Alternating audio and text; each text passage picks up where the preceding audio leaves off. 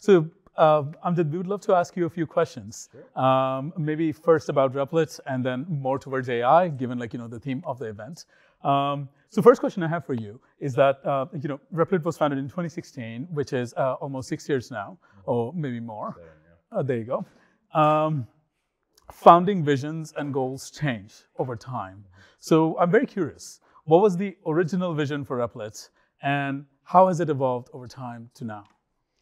I actually don't think it changed all that much. Our vision is that software is this thing that is fun to make, that is useful to make, that's profitable to make, that a lot more people would want to make it, but the tools are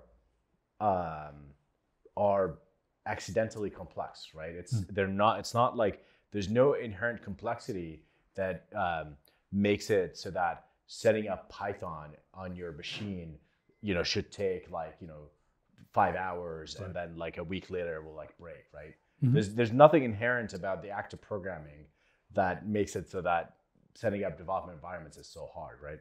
But then you apply that to every aspect. It's okay, setting up a development environment is kind of needlessly hard, but also deploying an app is needlessly hard. Why shouldn't it be just a one button? Collaborating is needlessly hard. It should be sharing a link. Right. So we've just applied that thinking across the board, and we keep doing that. We saw AI as a huge accelerant for this vision, right? Because AI, especially large language models, we view them as inherently augmenting technologies, not automating technologies. There are some sparks of autonomous behavior, but I think for the most part, it is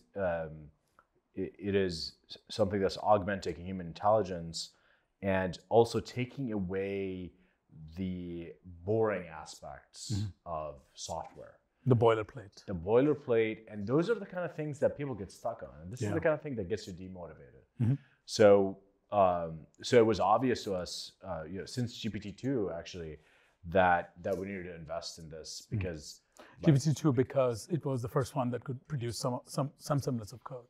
The model released earlier this week, we announced releasing next week, is basically GPT-2 in some capacity. So GPT-2 was 1.5 billion parameter model, and kind of more or less same architecture. Everything got better, Right. All the layers got better. We have better algorithms, better training methodologies. We understand these models better. But ultimately, it's sort of like GPT-2 style model. And you could tell back then that it could generate code and do it syntactically correct. It was not very good. But GPT-3 got a lot better. But GPT-3 has cost problems, inference problems, whatever. And so GPT-3 was more viable for prototypes, but now we're back to smaller models that actually are very good at generating code and helping you become a better programmer. Gotcha. So initially you started with this idea that coding should be as frictionless as possible, but now you're taking it further to in the process of coding, we should be able to eliminate much more of that friction. Yeah, way more of that friction. I see. Right. That's very cool. Yeah, even coding itself, I'm not a huge no-code proponent. I actually very pro-code, and I think code with us for a long time. But even the act of coding is not what we do. What we do is programming. And I like programming a lot better as a term because what you really are expressing, you're expressing an intention for the machine. Yeah. Right. And you're programming it. Code is incidental, right? In a lot of ways. Yeah, amazing. Yeah, I think you're absolutely on point on that front. Generative AI, the purpose is to allow people to express themselves more clearly, allow people to express themselves without having to go through extensive training, and then interact with systems. And that's our thesis at Luma as well. Where why should you need 10 years of experience to model anything in 3D. You should be able to, the world you operate in, you should be able to recreate it with just as little of an effort. Have you read the book, The Mythical Man Month? Absolutely. So in it, there's an essay about accidental complexity. Right. And he says what you want for any creative field is to find the essence of that creative, labor. And you want to remove all the accidental complexity that is generally like the result of legacy and incremental evolution and coordination problems. So, Python, PyPy, pip, Vin, poetry, whatever. This is coordination problems, actually, if you think about it. Package management is a coordination problem, not necessarily a sort of an inherent to the problem itself. Yeah, very, very, very true. So I'm very curious about code in this sense, right? Like a medium of expression, a medium of being able to create things. So today, people who are programming on Replits, how do you see that evolve in the sense of like, who will be using Replits, say 5 years from now? And what are the things they would be doing on Replit that they're not doing today? The use cases that you see for programming and the kind of people who would be programming. Yeah. Well, hope everyone is using Replit in 5 years. Every programmer or every person? Every person. Answer carefully. This is a question of your TAM. Yeah. Any VCs in the room? Aditi and Ruchi are not here, so there you go. So there's a lot of ways to answer this question. I do think that like we should probably start teaching programming as a thing in school. So I think definitely every student, and definitely every professional programmer, because we really want to make the tools better. But also any like non-professional programmers, citizen developers, right? Citizen developers. Yeah, that's what that's the buzzword today. I see. I mean, Figma is actually illustrative. There was a pie chart that they released about their active users. Can you guess what percentage of their active users are designers? So my experience is that like most Figma users, or at least personally, are engineers who the design has been handed down to, but I don't know the percentage. 40% are professional designers, right? Wow. So majority is non-designers. Majority is non-designers, and it's actually fairly diverse, right? So engineers, product managers, marketers, stakeholders. Come on, man. It's producing maximum synergy. Yeah. I mean, they are part of Adobe now, as synergistic as it gets. Yeah. They're synergizing pretty heavily.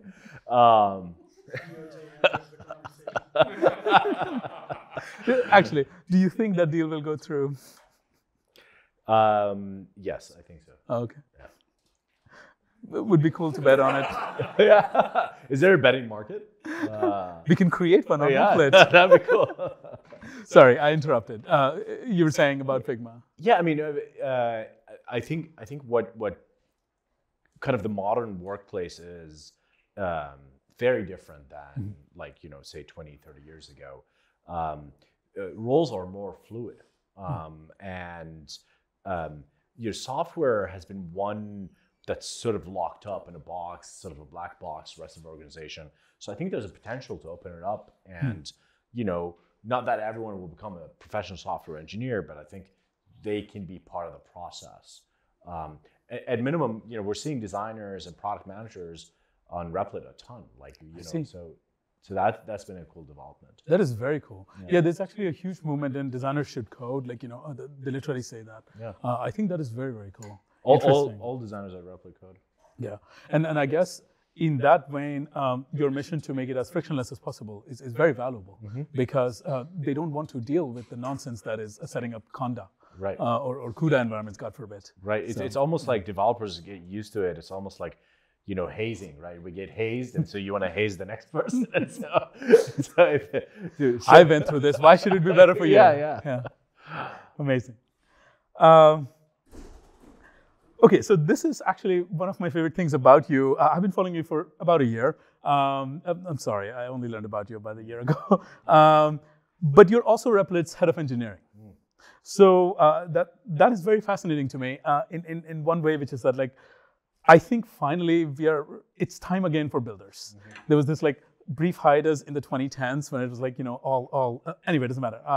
People get angry when I say kind of company names about that. But I think it's finally time for builders and makers and doers and a lot of experimentation, a lot of just trying things out and making and seeing what happens in the world. So Replit has really great product velocity. I'm very curious, how do you structure the engineering team? And how do you structure the company in such a way that, that is possible? And that continues to be possible as you grow, from 80 to maybe 160 next year. Yeah. So I think creating the correct structure is very important. So it's a system design problem, right? Like how's the work getting done? I think you want to take the technology into consideration when you're designing the org structure, for example. So at Replit, we have a product engineering team, we have a platform engineering team. Inside platform engineering, we have the IDE engineering team. Inside the IDE engineering, we have the developer experience team, the languages and framework team.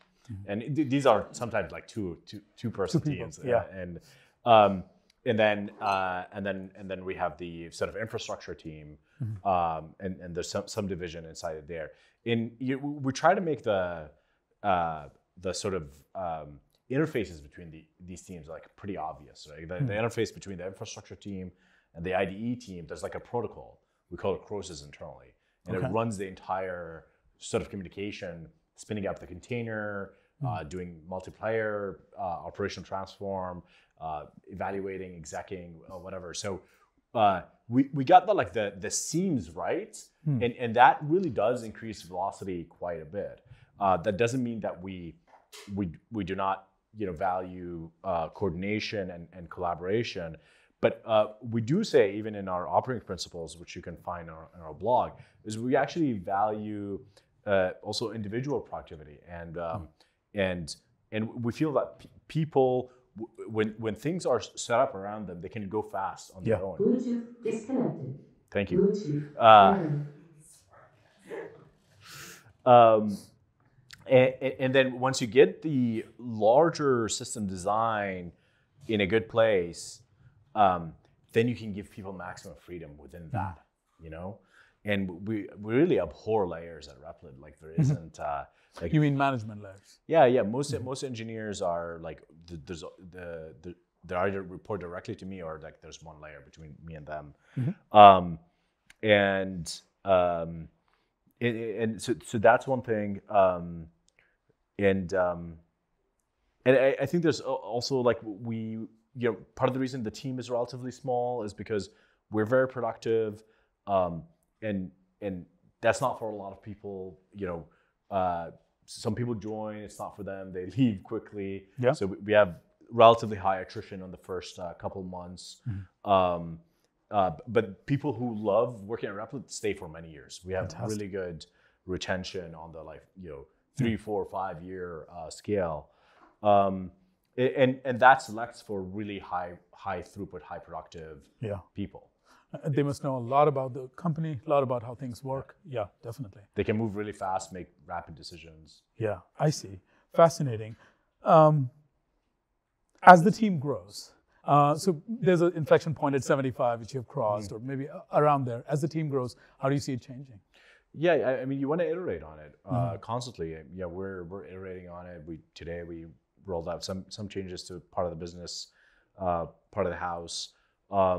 But it's never like there's like massive reorgs, right? Yeah. I feel like these are mostly tools for signaling. I think when companies do that, they want to signal. Big companies reorg, startups ship. Yeah, exactly. So you never want to do that. I call it playing house. Yeah. Or arranging the chairs on the Titanic. Right. Exactly. Yeah. And so we're constantly iterating. And so whenever you see a problem, collaboration problem, sometimes one of the more common problems is when the responsibilities are not clear, and then that introduces a lot of toxicity. A lot of people start, butting heads. You want to deal with that quickly. Most managers, most executives don't, because it's a lot of pain. So we have a value at Replit called seek pain. And it's not seek pain, yeah. And it's meant to be somewhat provocative, right? Because we think that hard decisions are painful. And so and paradoxically, if you seek pain, you're actually minimizing pain. Right. Because if you're avoiding pain, you're building up a mountain of pain that's gonna get you. That's gonna come and get you. Right. So Definitely. So you like deal with the problems in front of you as soon as you can. Awesome. I think we have a little time left, but I have a couple of questions for you that I'd really want to ask you. So you mentioned the new code model, which is fantastic. A question that is pervasive through the industry right now is like, where's the defensibility? Yeah. So what do you see, especially as you lean more into AI? There are other companies with much larger models, code models, GitHub, others like that. Yeah. Where do you see defensibility in this scene? Does that notion even exist? I'm trying my best to make sure there's no defensibility in AI. And the reason is because I think that this technology is so important that I think ending up in a monopoly or duopoly situation is going to be very bad for the world. So we're publishing everything that we're doing. You can go to our blog. There's a blog post called How to Train Your Own Language Model. We are, I'm personally investing in a ton of like open source language model startups and donating in that scenario.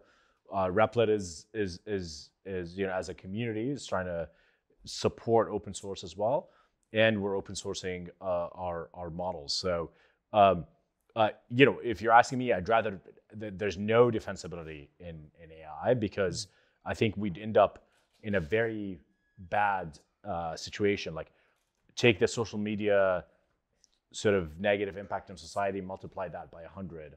That would be the negative impact of centralized AI, in my opinion. So that's sort of my starting position. But I also think that internet scale transformer-based models actually turned out to be more decentralized than we thought they would be, right? Like Peter Thiel, 4 or 5 years ago, famously said, "Crypto is libertarian, AI is communist."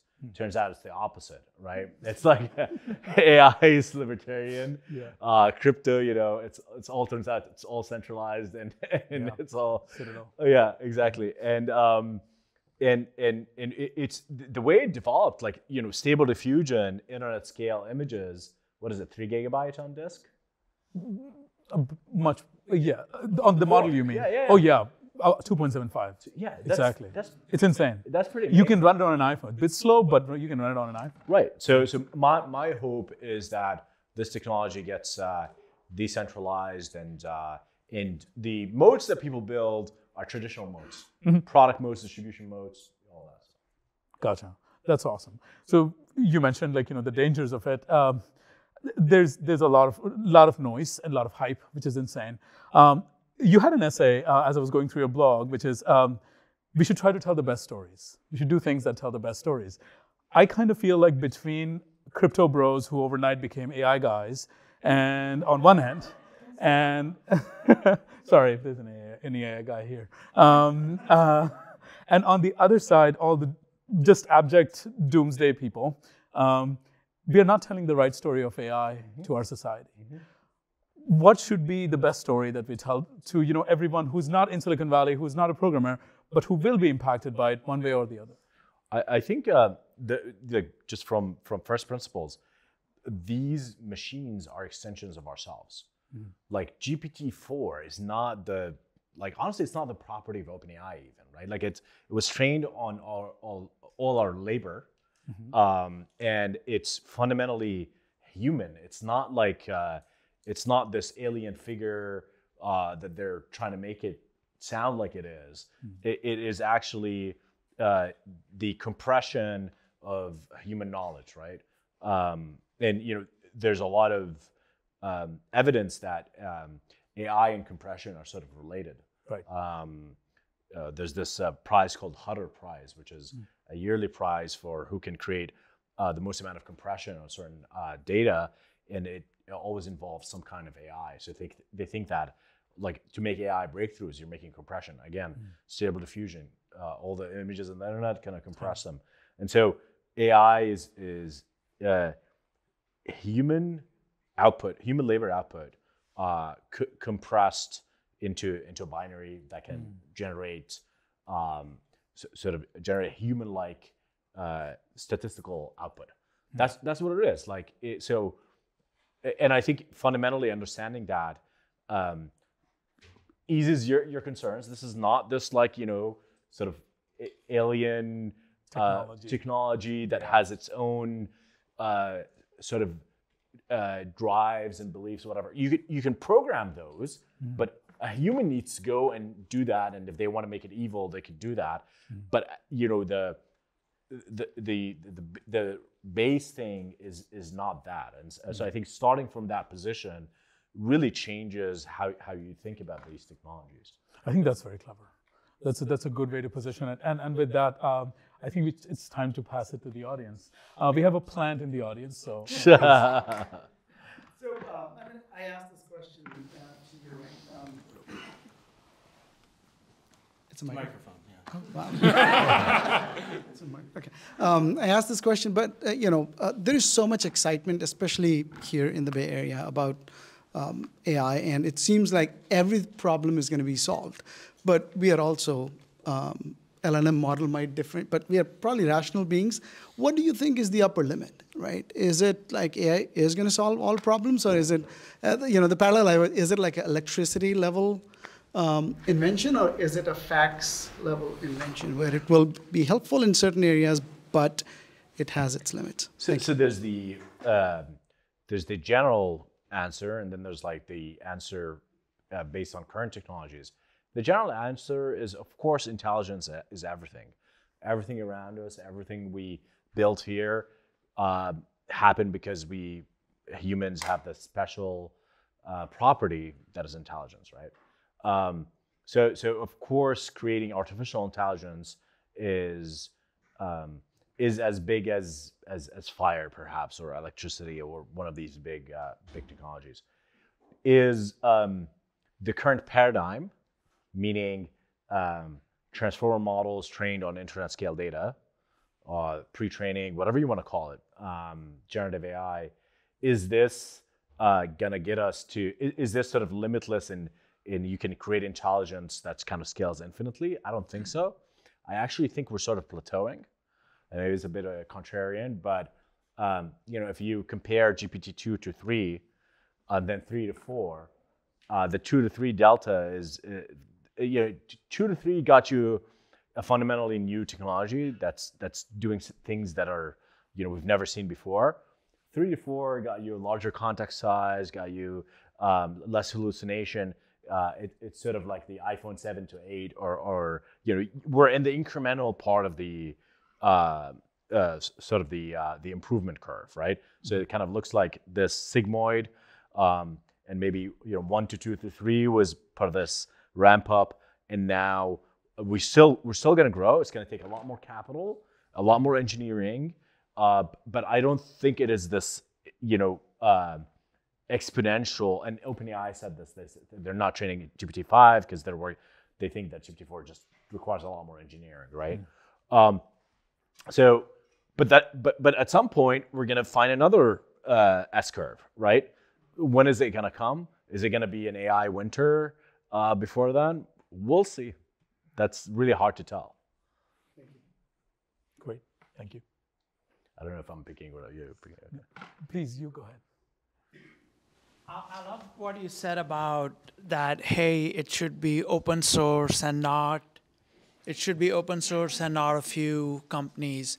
But like the way you see LLMs right now, do you really see a path where there's going to be an instruct open source LLM model out there? Or do you think like, cool, if you have to use anything GPT, you have to do Azure or Bedrock, like Amazon?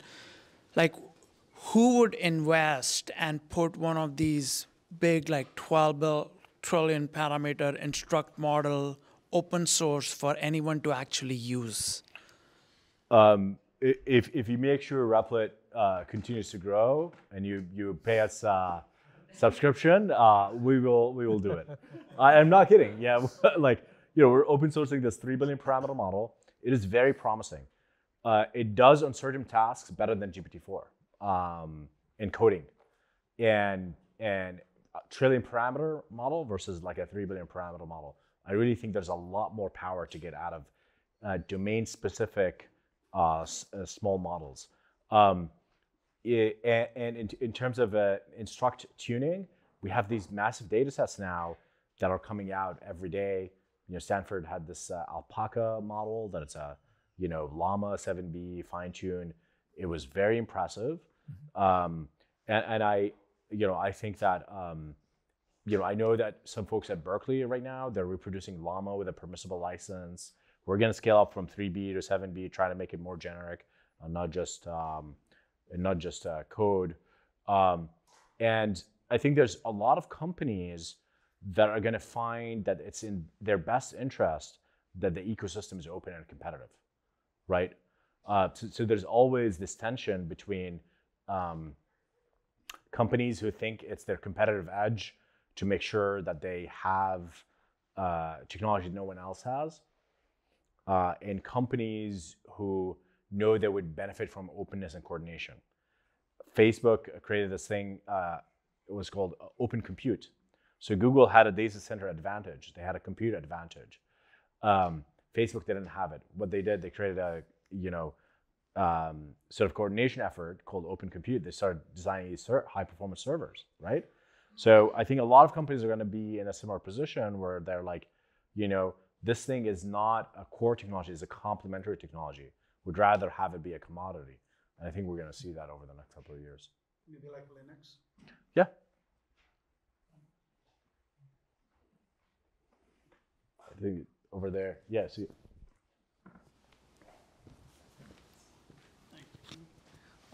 What do you see as the biggest risk to Replit as a company? Execution. I think we need to continue evolving the platform, and the engineering problems that we're solving are, I think, some of the toughest in the world and in cloud. We just spent a year and a half designing this high performance network file system that we just announced this week. And it was just have a lot more things like that to solve. And I really think that everyone sees the promise in the product, but there's, we have to just make it more powerful, more scalable. And if we did, then, more people will adopt it and use it and pay for it. If we didn't, then they won't. And so that's why I'm still focused on engineering, because I feel like this is the main thing. If we don't do an excellent job at that, we don't have a massive company.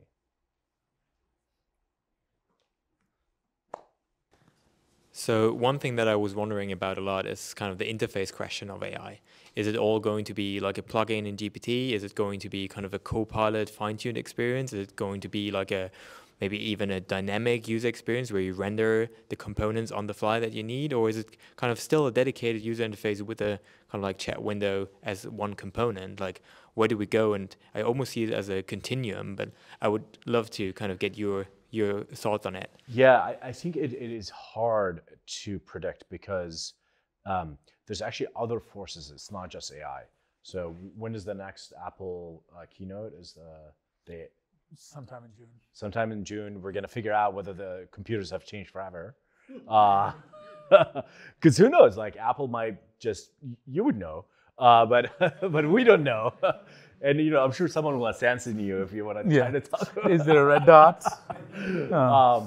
But like there are a lot of other players that are trying to evolve computing in different ways. I'm sure AI will play a role. I think what I'm sure of is that computers are going to be a lot more natural to interact with. I think right now it's like it takes us out of our elements as human. And as they get better at understanding natural language, I think talking to a computer will be the predominant way we're going to interact with computers. Now, okay, how is the UI displayed? Are we all wearing these glasses? Are we still kind of looking at screens all the time? I don't know. It's hard to tell. Are you a designer? Yeah, I think you should go explore, because I think it's the best time. Nobody knows, and it's the best time for people like you to go and try to figure it out. Yeah, that's exactly what I'm kind of struggling with right now. It's kind of like which avenue to take and like which kind of assumptions to make about the capabilities that will come, and kind of then deriving at the paradigms for design that you plan with. Yeah. It's tricky, but it's exciting. Yeah. It feels like the DOS era at the moment. It's text, it's natural language. Text is necessarily a very lossy mechanism of what you're thinking, what you're expressing. Like in 3D design, we deal with this all the time, where let's say, you have a scene and there's a lamp and you're like, light that lamp. And imagine you have four or five lamps in the scene. If you're just interacting with text, now that is an indirect medium. So as we go beyond text and as models become multimodal, I think there will be a lot of need for like imagining what UI should be, interfaces that come up in the moment, interfaces that actually are not interfaces. You literally point, you literally do something with it. So I think there'll be a lot of fun. I'm really excited about this idea of like dynamically rendering interfaces. So let the AI decide kind of what kind of web components just to render up in front of you, depending on the context. Yeah, I remember when Slack started doing that in like 2016.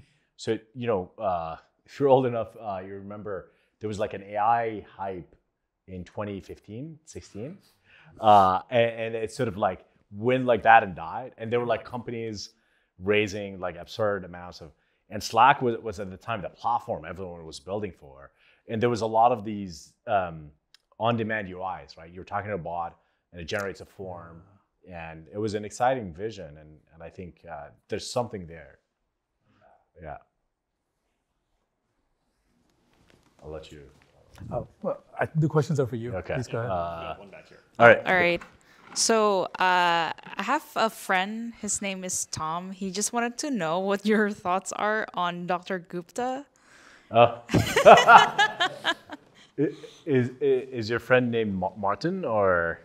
The other Tom. Yeah. What? Yeah, the other Tom.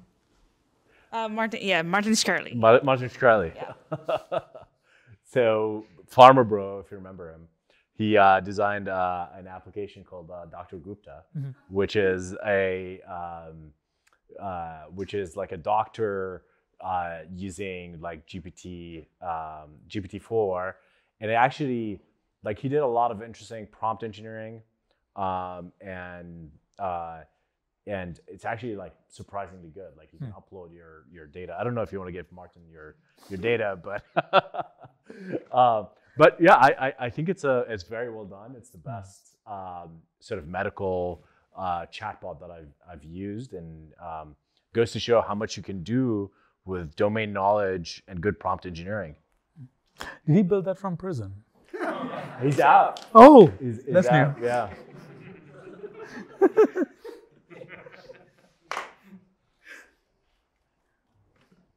If you had to pick someone on your Replits journey, I think we need to. Sorry, I'll let you pick. Yeah. There's a coordination issue. Yeah, I did.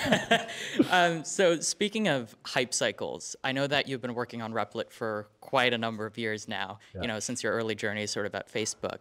And I'm wondering how you, over the years, form your convictions on where the company should go and where you yourself are going to focus your efforts, given that, shiny object syndrome seems to be plaguing a lot of pretty intelligent founders these days. Yeah, my brother Faris, who's a founding engineer at Replit, shared on Slack this notebook where we wrote a roadmap in like late 2018, early 2019, and it's literally like we just finished building everything on that notebook. So that was like 4 or 5 years ago, and it was surprising because A, like we had the foresight that we needed all of that, and B, we kind of stayed the course. I don't know how I would give advice on that. I think I try to develop I try to I try to think really hard about where technology is headed in the future, and try to position ourselves in a way to like take advantage of that. Try to be curious. Don't actually discount hype, immediately. Sometimes there's something there. Like even in the sort of Web3 kind of madness, there were some interesting ideas. Like, some of the coordination technologies, like staking, like zero knowledge proofs, all that stuff, I think will eventually, create better markets, create better sort of digital coordination technology. But at the same time, like you have to be somewhat aggressively independent minded in order to kind of pursue an idea for many years without your investors are going to come and say like, what is your Web3 strategy? And now they're coming and they're like, what is your LLM strategy, right? And so you kind of want to discount that as much as you can. And just, I think just realize if you're starting a company that it's just put in your mind that I'm going to be working on this for a very long time. And if you just said that to yourself and to your team and kept everyone focused, I think you eventually you'll succeed. Awesome, thanks. Sorry, there was a question. Yeah, should I get the mic or? If you had to pick one person throughout your Replit journey that has been the most helpful, sort of an external person, an advisor, investor, or whoever, who would that be? And your wife doesn't count, of course.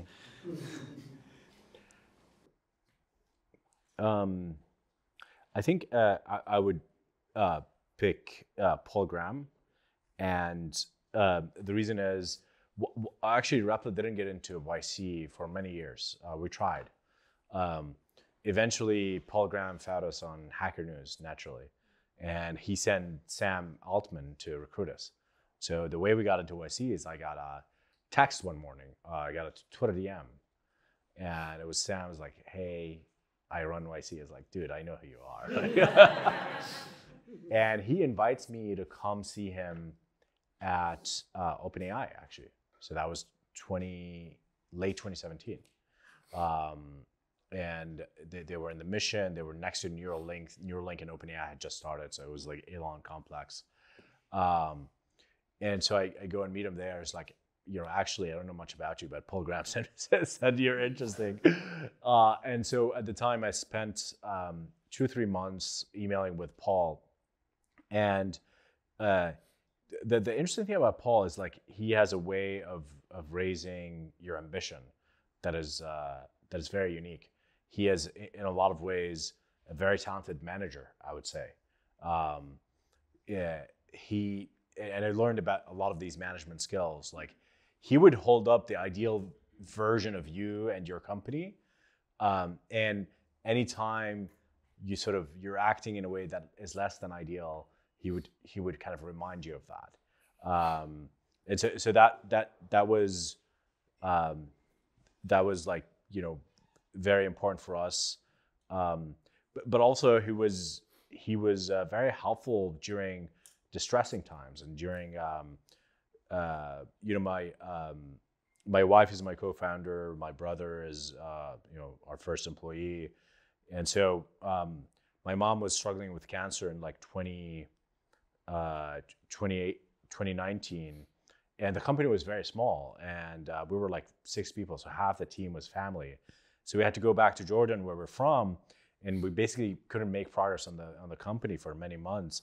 And he just didn't care, about his investment or YC's investment, and he was just all in trying to help us. He got me connections at UCSF to kind of get a second opinion, and it was very touching that the professional relationship sort of transcended into this like very personal and relationship. And him and Jessica are known for caring about founders beyond just the startup.